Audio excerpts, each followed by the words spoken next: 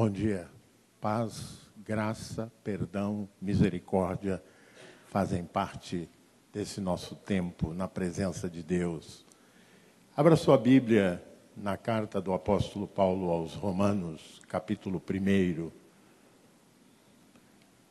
Vamos ficar em pé para a leitura da palavra.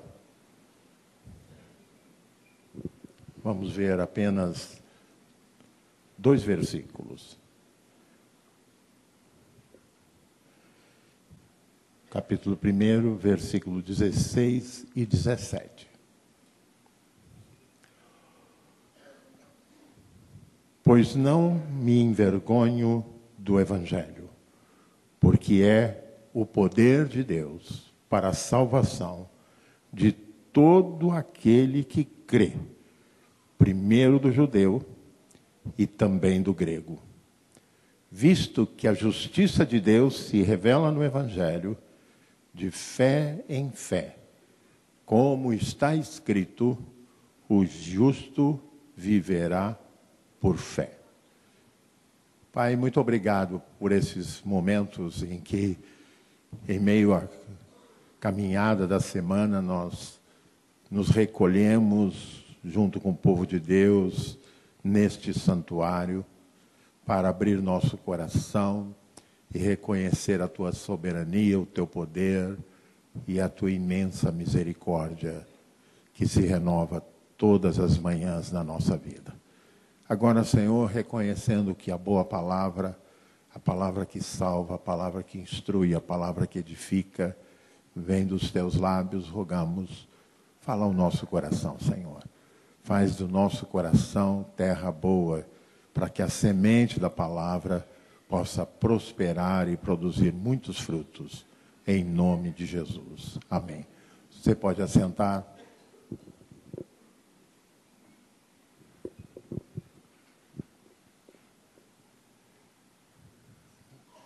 Por que Paulo disse que não se envergonhava do Evangelho?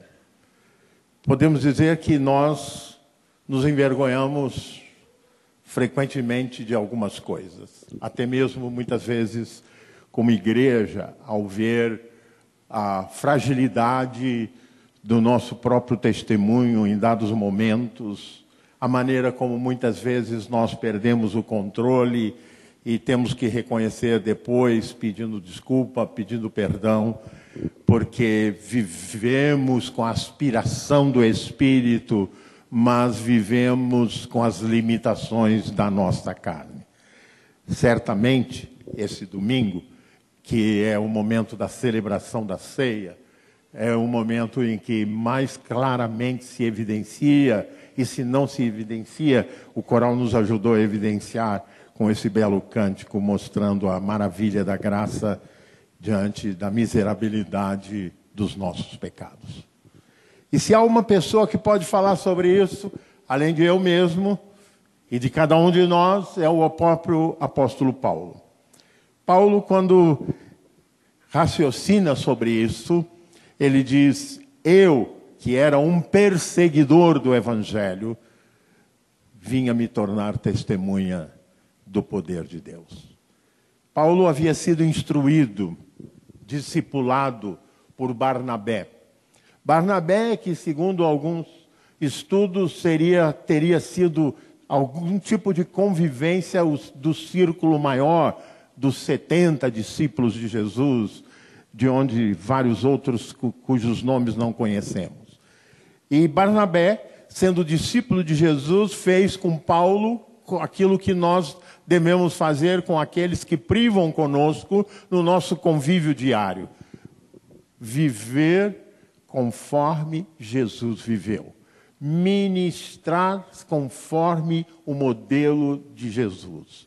Quando eu era jovem, aprendi na igreja um cântico que dizia assim: que a beleza de Cristo se veja em mim. Quantos conhecem esse cântico? Eu não vou cantar porque eu desafio, ainda mais depois de um belíssimo coral desse, eu vou me meter a cantar. Mas Deus espera, e nós viemos para o altar para nos reconciliar. O altar é um lugar de entrega, um lugar de sacrifício. E o sacrifício que nós oferecemos é a nossa própria carne. É a sinceridade para com Deus, reconhecendo quão precária é a nossa própria justiça, quão precária é a nossa bondade. O próprio Senhor Jesus nos dá um exemplo maravilhoso disso, quando aquele jovem procura por Jesus e diz: o que eu devo fazer para herdar o reino do céu? E ele se dirige a Jesus dizendo: bom mestre. Vocês lembram o que Jesus respondeu? Bom, só um, que é Deus. Se bem que a gente, desde pequeno, a gente pensa que é bom, né? Então, eu tenho netos agora nessa idade de 7, 8, 9, e eles querem mostrar como eles são bons, né? E nós, adultos, disfarçamos, mas procuramos nos vestir bem, procuramos ter um bom relacionamento com as pessoas para que elas nos achem bons e não maus. Ninguém quer ter a pencha, ter a fama de mal. Nós queremos ser bons. Mas para ser bons tem que nos deixar quebrantar e reconhecer primeiro que somos pecadores, porque só Deus pode melhorar o nosso comportamento, a nossa vida.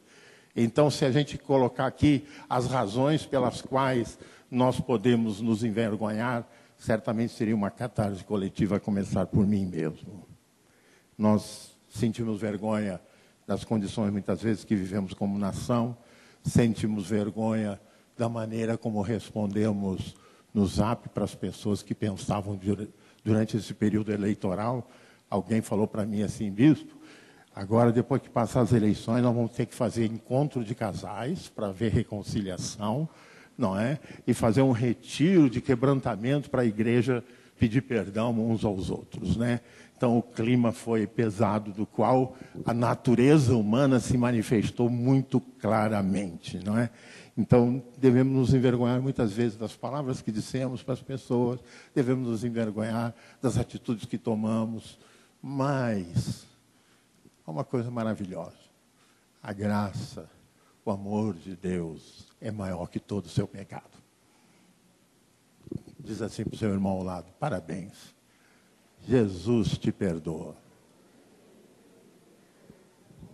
Mas Paulo tinha motivos assim evidentes para sublinhar essa misericórdia de Deus, não é? Essa misericórdia que vem acompanhada da manifestação do poder de Deus, porque, sinceramente, para amar algumas pessoas que são muito difíceis, só o poder de Deus em nós, não é verdade? Não é verdade? Porque são pessoas que fazem o possível para dificultar que a gente demonstre afetos por elas. Graças a Deus não são muitos, não. Pelo menos no meu círculo eu estou acompanhado de santos. E quando eu olho para vocês, eu só vejo santos. Ainda mais na hora do louvor, está todo mundo assim meio transfigurado. Então o coral parecia um grupo de anjos aqui na frente. Mas é porque a gente fica assim, a presença de Deus, né? A gente fica transfigurado, né? A gente fica assim, elevado aos céus. Mas Deus conhece o coração, né? Deus sabe bem que nós não somos tão santos assim e nem somos anjos sem asa. Paulo sabia muito bem do que ele era capaz. Paulo advogava, como advogou, a morte dos incrédulos. A morte, eu vou ser bem claro com vocês. Paulo conseguiu ser pior que muitos de vocês, que muitos de nós. Porque nós xingamos, mas até onde eu sei, nós não desejamos a morte de ninguém. Pelo menos suponho.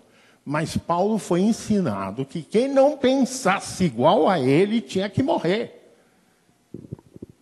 E todos nós sabemos que ele foi testemunha da morte por apedrejamento de Estevão, porque pregava que Jesus era o Messias e eles não aceitavam que Jesus era o Messias.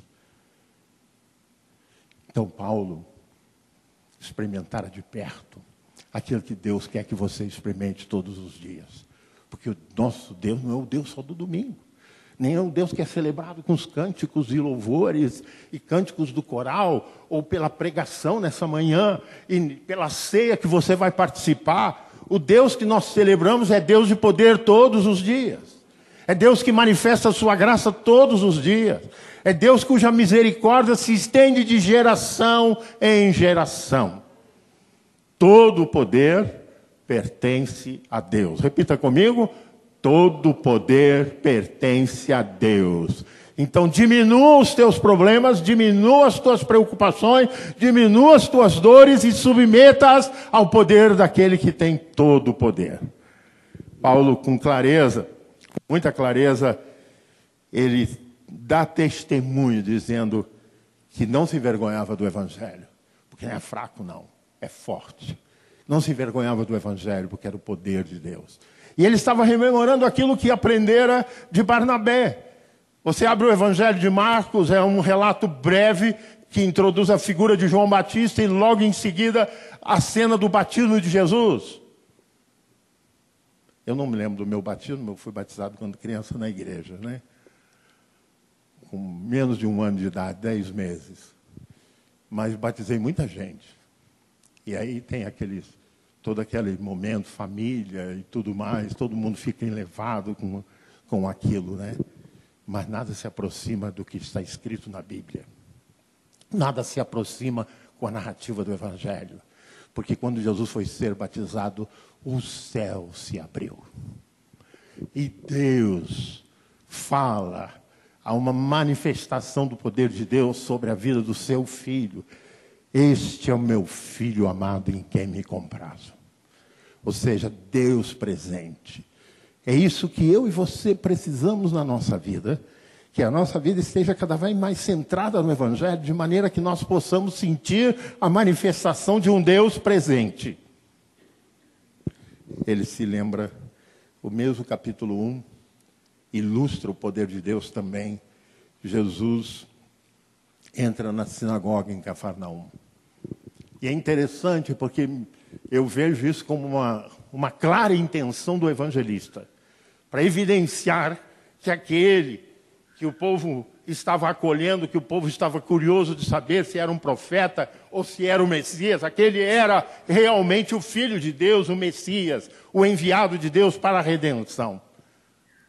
E ali na sinagoga, um demônio se manifesta. Primeiro o céu se abre e declara que Jesus é o Filho de Deus. Cena quase subsequente, Jesus entra na sinagoga e o inferno declara: tu és o Santo de Deus. Você já viu um demônio exaltar a Deus? Só perante Jesus. Porque quando o poder de Deus se manifesta, até o diabo se cala. Quando o poder de Deus se manifesta, as forças demoníacas fogem. É esse tipo de poder, essa presença que nós buscamos, essa presença que nós pregamos. O seu Deus não é tímido, não. O seu Deus não é covarde, não. O seu Deus é poderoso. Então, tudo que você enxerga como uma ameaça, diminua o tamanho e olhe para a palavra de Deus e reconheça que o Deus que você serve é o Todo-Poderoso. Mas também estava gravado, porque todas as narrativas que temos nos evangelhos são reproduções do reconhecimento daqueles que viveram a experiência. Lucas, quando escreve o evangelho, diz que depois de ouvir várias testemunhas. Marcos, certamente também, porque Marcos é o João Marcos, filho de Maria, que era a dona da casa onde tinha o cenáculo, onde Jesus fez a ceia. Então, esse Marcos certamente também assistiu, ainda quando jovem, os atos maravilhosos de Deus. E algumas das coisas ficaram tão marcadas que são repetidas nos 3 evangelhos, ou nos 4 evangelhos. Que é, por exemplo, os discípulos estão absolutamente apavorados no barco, no meio do mar da Galileia, a tempestade, o barco quase naufragando e Jesus está dormindo. Jesus está sossegado. O Filho de Deus está sossegado porque ele sabe que todo o poder pertence a Deus. Vamos repetir de novo?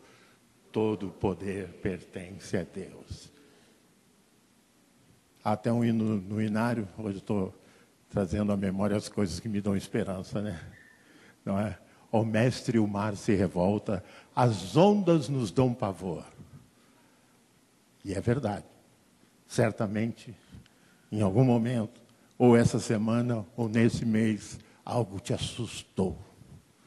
Mas o Jesus que você já conhece, o Jesus que o Evangelho narra, é aquele que levanta quando lhe chamam e diz para o vento e para o mar: acalma-te e emudece. Esse é o Deus que você serve. Pode repetir comigo: acalma-te e emudece. Jesus está no controle.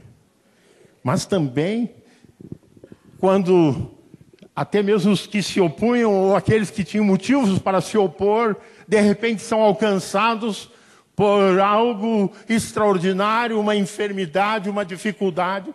Jairo, o principal da sinagoga, que estava preso a toda uma ortodoxia da religião judaica, que demarcavam, segundo os bons mestres, o perfil que o Messias deveria de ter. Como semelhantemente nós muitas vezes fazemos, como é que Deus deve agir, e nós começamos a dar recado para Deus de como Ele deve fazer as coisas. Quantos aqui já deram recado para Deus? Já dei muitas vezes. Mas Ele não me obedeceu, de jeito nenhum. Agora, quando inverte as coisas, que eu me constranjo, que eu me quebranto, que eu me coloco debaixo da orientação dele, as coisas acontecem, e coisas sobrenaturais acontecem, irmão. Mas também Paulo teve experiência pessoal.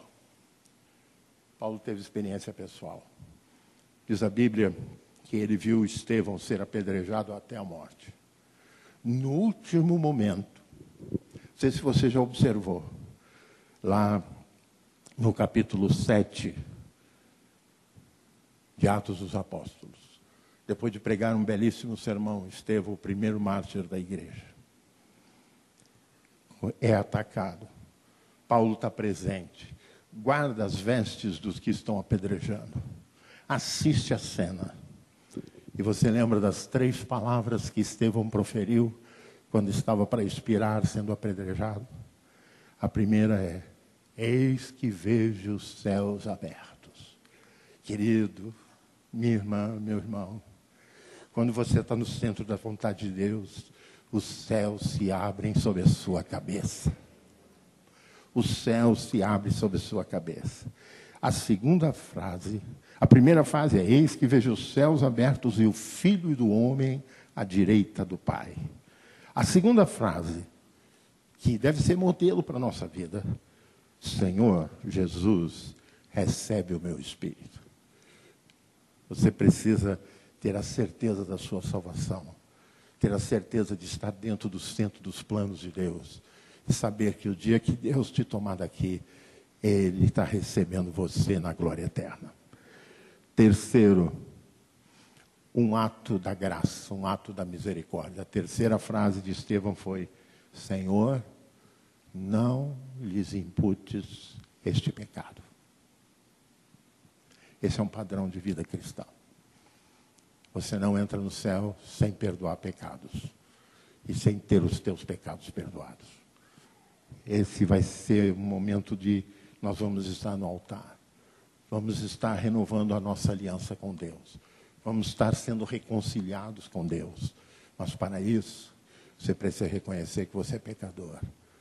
Segundo, que você reconhece que Jesus é o teu Salvador. E que os teus pecados foram expiados pelo sangue derramado na cruz do Calvário. São certezas do cristão. Mas também Paulo tinha certeza do poder de Deus sobre a vida dele, porque foi perseguidor, assassino, não é? Mas esse homem perseguidor e assassino é encontrado por Jesus. Eu lembro de uma história que um velho pastor contou, que ele estava recebendo algumas pessoas à comunhão da igreja, e ele aproveitou para que as pessoas dessem um breve testemunho como foi que eles encontraram Jesus. E aí chegou num jovem e perguntou: como é que você encontrou Jesus? Eu não encontrei Jesus. Como você vai ser batizado? Como é que você não encontrou Jesus? Eu falei: não, eu não encontrei Jesus, foi Ele que me encontrou. Amados irmãos, Jesus te encontrou, como encontrou Paulo no caminho de Damasco, sem que você muitas vezes não estivesse pensando nisso. A minha experiência de conversão, eu fui um encontro de jovens para namorar. Não achei direito o endereço. Aliás, faz parte da minha trajetória ter um pouco senso geográfico, né? Por isso, às vezes, sempre saio bem antes e assim mesmo, às vezes, me perco. Certa vez eu fui pregar numa igreja num bairro em Volta Redonda, não achava a igreja de jeito nenhum. A solução foi descer, pegar um táxi, chamar o taxista, mandar ele na minha frente para chegar lá no lugar devido, né? Mas Jesus nos dá o rumo certo. O rumo do céu só Jesus sabe, só Jesus pode te dar, amado irmão, irmã. Paulo, naquela experiência ali, ele descobre o rumo que ele estava errado e ouve a voz do Senhor Jesus dizer para ele: Saulo, Saulo, por que me persegues? Que o nosso testemunho, que o nosso caminhar seja um caminhar que exalta o nome do Senhor. Que nós não sejamos encontrados em oposição àquilo que o Senhor deixou para você. Que você não seja encontrado em oposição ao ensino que o Senhor deu para você, para que você veja também os céus abertos sobre a sua vida. Por fim, o último testemunho que eu quero dar do próprio Paulo é ele chegando na cidade de Listra, na sua primeira viagem missionária, ele viu um paralítico de nascença, olhou para ele e disse: apruma-te e te endireita. Ele, na mesma hora, o paralítico deu um salto e saiu caminhando. Porque o poder de Deus, para o poder de Deus não há limite. Ele realiza coisas. Muitas vezes precisamos exercitar, sim, a nossa fé. Mas o poder de Deus cura. O poder de Deus salva. O poder de Deus restaura. O Evangelho é poder porque salva da miséria moral, salva dos vícios, da morte eterna e garante para nós e tira de nós aquela sensação de culpa. Paulo, escrevendo aos Coríntios, ele diz: aquele que está em Cristo, pode repetir comigo? Aquele que está em Cristo é nova criatura.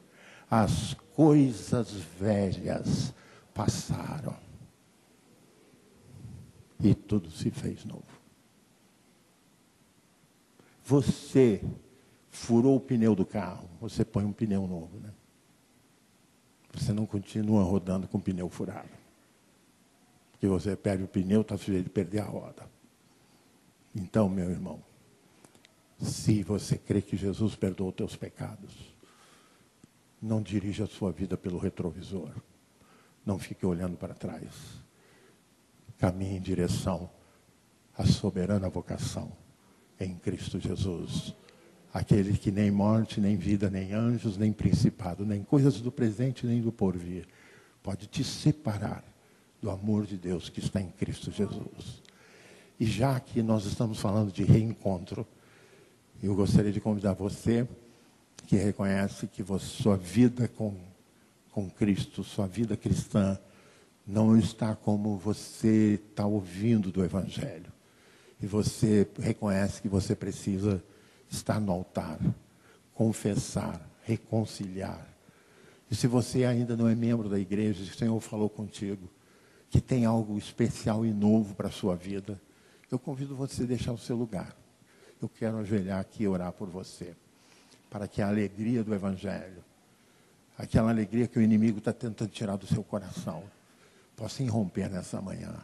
Você ser inundado pela graça e pelo amor de Deus. Vamos ficar em pé. Se Deus falou com o teu coração, deixa seu lugar. Vem estar comigo aqui no altar. Eu quero orar contigo. Quero rogar para que essa nuvem escura que está intimidando você seja transformada num raio de luz, a luz daquele que é a luz do mundo, que ilumina toda criatura. Esteja nesse altar, nós queremos orar com você, queremos pedir em seu favor, em favor da sua casa, em favor da sua família.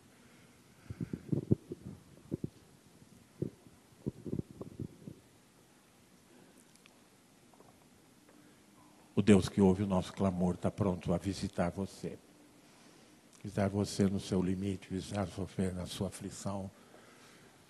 Está pronto para quebrar o jugo que muitas vezes persiste voltar à nossa vida. Vitória sobre a tentação, vitória sobre o pecado, é aquilo que o Jesus nos dá. Porque, como dissemos desde o início, todo o poder pertence ao Senhor. Amalaya não sei.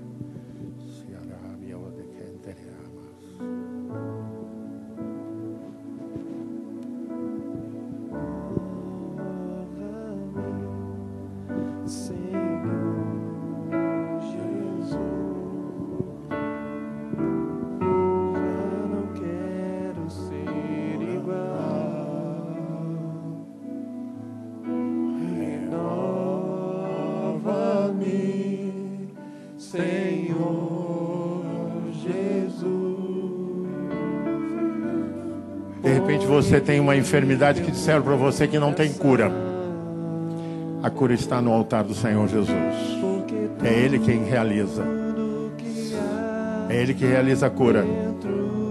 É Ele que dá a libertação. É Ele que faz milagres. O Senhor dos milagres está no nosso meio, passeando, operando.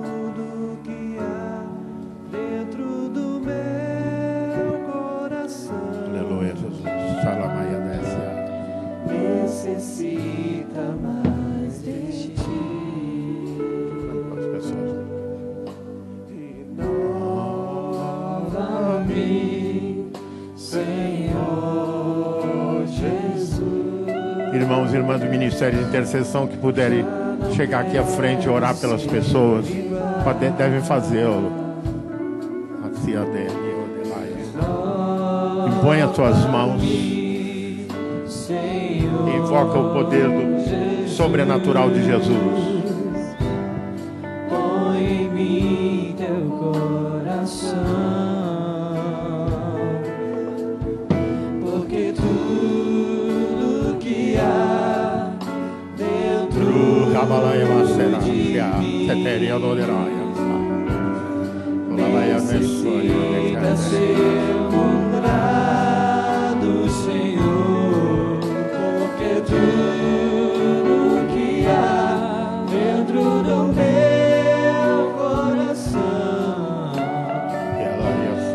necessita mais de ti, porque tudo que há dentro de mim necessita ser curado, Senhor, porque tudo que há dentro do meu coração necessita mais de ti. Vamos orar. Estenda, você que está na congregação, estenda a sua mão. Nós fomos levantados para ser povo de Deus, povo que abençoa, povo que é usado por Deus. Santo, santo é o teu nome, Senhor. Ser propício a nós pecadores, ser propício a nós teus filhos, pelos quais Jesus Cristo morreu na cruz do Calvário. Que a tua mão poderosa de cura e poder, que a tua mão poderosa que alivia o peso do pecado e da morte, possa estar agora, Senhor, trazendo cura, trazendo renovo, trazendo descanso para a vida do teu filho e da tua filha. E aquele que, Senhor, se sente afastado, se sente perdido, possa encontrar a direção do alto, a direção dada pelo teu Espírito Santo para a sua vida. Nessa hora nós repreendemos o adversário de nossas almas. Satanás, tu está repreendido no nome do Senhor da glória, aquele que habita em nós, o Senhor Jesus. E nós nessa hora oramos, Pai, que tu tome na mão de cada um dos teus filhos e conduza pelo caminho bom, o caminho de Jesus, o caminho da salvação. E aqueles que estão padecendo de alguma enfermidade, põe agora a tua mão ali, Senhor, e retira a enfermidade, restaura as forças físicas, espirituais, emocionais. Pois entregamos a vida dos teus filhos nas tuas mãos, louvando e bendizendo o ressuscitado, o Senhor da glória, o nosso Salvador Jesus Cristo. Amém, amém. Pastor Evandro. Amém. Coloca a mão no seu coração. Diga comigo assim: Senhor Jesus, eu me rendo ao Senhor. Eu rendo meu coração à tua vontade, ao teu propósito, ao teu querer. E em nome de Jesus, me submeto ao teu poder e àquilo que só o Senhor pode fazer. Em nome de Jesus. Amém. Amém. Graças a Deus. Dê um abraço na pessoa que está perto de você.